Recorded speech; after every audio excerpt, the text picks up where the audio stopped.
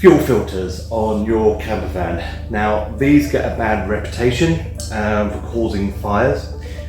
So there's lots of things you need to know about these. So first and foremost, your camper van, when it came out of the factory, I'd say a lot of them, not all, but a lot of them had a mesh filter in the outlet of your fuel tank.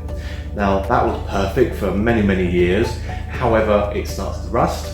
It's made of metal, and it wasn't particularly great about collecting the really fine bits of debris in your tank or rust or whatever. So most people will now either be running without a filter or they would have replaced it, and that's good, and it does collect a lot of the muck. However, it is beneficial to have a secondary filter. The problem is, the easiest place to put it is generally in the engine bay. And for me, that's generally a no-no. It's not because it's suddenly going to crack and burst into flames. That's a bit of a myth. It's because, well, no matter where you put it, whether it's underneath the vehicle before it comes into the engine bay, above the gearbox, that's generally the best place, or whether you end up putting it in the engine bay, these need to be secured. They're quite light when there's no fuel in them, but when these get fuel in them, they're quite heavy. And if they're sat not being secured and you're bumping around in your camper van, which you probably will be, it's gonna bounce and it's gonna flex and it's gonna cause a problem. So these can split, these can flex, and they can even flex so much that they stop the fuel coming through. So wherever you put it, it needs to be secured out of the way so it can't move, and out of the way of anything obviously hot or anything moving, preferably after the fuel tank but before it comes into your engine bay. Now, I use plastic filters. I use good quality plastic filters. So for example, Weber do a really good one, and most of sort of the original VW brands, they are good. Don't get a cheap one. If it's a couple of quid, it's cheap and it is crap.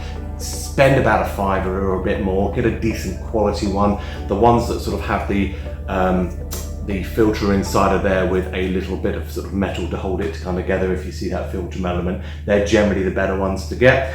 And they will have a 6mm and a 8mm barb on there. So don't be tempted on your 6mm or 5.6mm fuel hose to shove it all the way on. I see that so often. It's designed to take two different sizes of fuel hose. So the 6mm will go just on the end pieces here.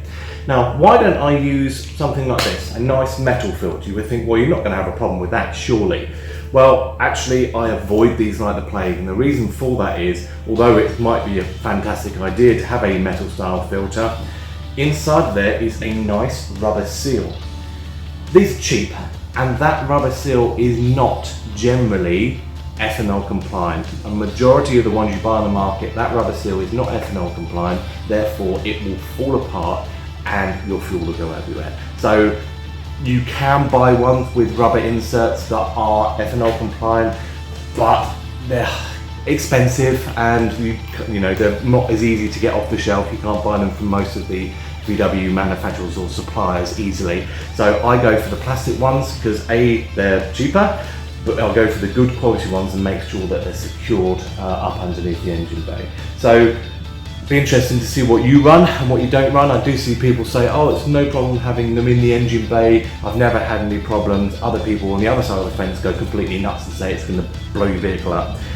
Honestly, as long as that's out of the way and it's not near anything hot and it's secured properly, you probably won't have an issue. However, why tempt fate? If you're going to have a fuel filter and this is your fuel line coming into your engine bay, and the fuel filter sat in your engine bay, well, that's 2 extra points of contact, or even actually maybe 3 extra points of potential contact that could have a problem. So just don't do it. Have it outside of the engine bay, have it in a nice secure place out of the way of everything.